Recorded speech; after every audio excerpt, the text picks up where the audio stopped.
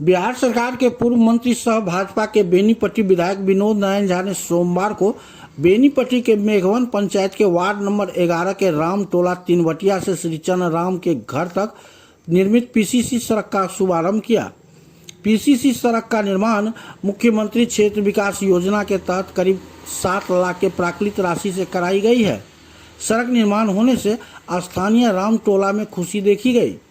स्थानीय लोगों ने शेष भाग को भी पक्कीकरण कराने की मांग विधायक से की।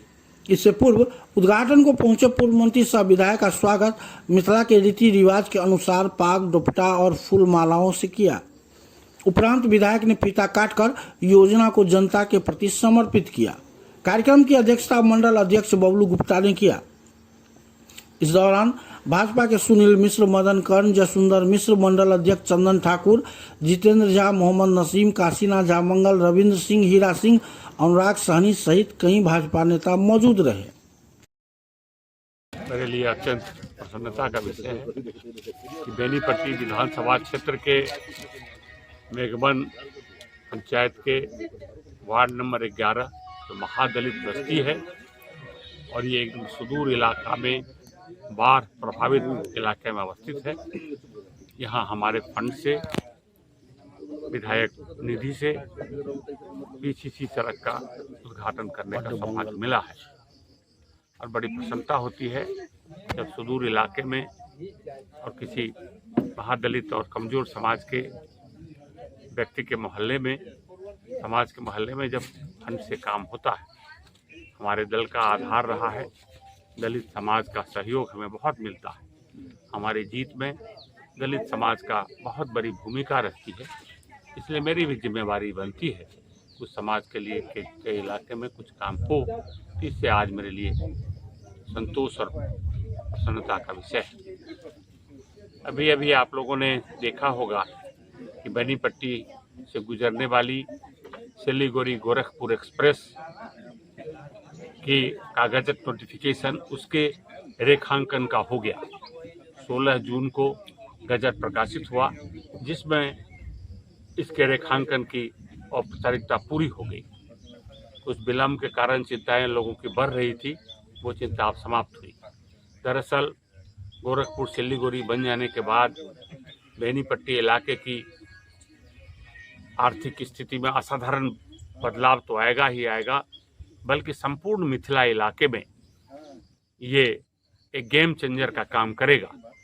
विकास की नई अवधारणा पैदा होगी और विकास के नए मानक स्थापित होंगे। और संयोग से, सौभाग्य से इस रेखांकन का अधिकांश भाग संपूर्ण मिथिला से गुजरता है।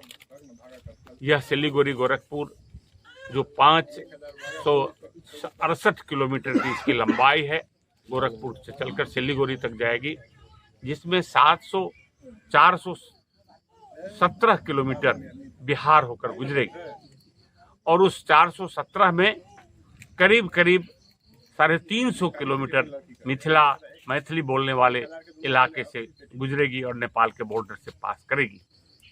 तो इससे मिथिला की आर्थिक स्थिति में आमूलचूल परिवर्तन आएंगे और बड़े बजट के साथ इस रोड की शुरुआत का प्राकलन तैयार की जा रही है। 37,000 करोड़ की इसकी लागत होगी और ये रोड जब बन जाएगा तो हमारा राष्ट्रीय अंतर्राष्ट्रीय कनेक्टिविटी हो जाएगा।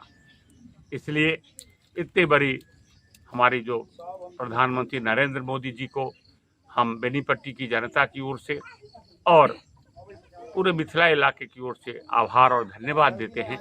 इतने बड़े सड़क का उन्होंने इस इलाके से चलाने का काम किया।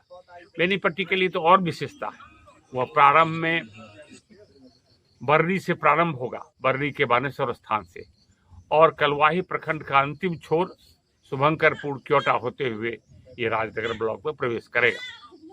तो बेनीपट्टी के अधिकांश भागों को छुएगा। इसलिए हमारे लिए ये बहुत प्रसन्नता और गौरव की बात है। मेरा विश्वास है कि जब ये बन जाएगा तो इस इलाके के आर्थिक गतिविधि, आर्थिक उन्नति की में 4 चांद लगेंगे और ये नए पंख लगेंगे और ये विकसित इलाका होगा, ये मेरा विश्वास है।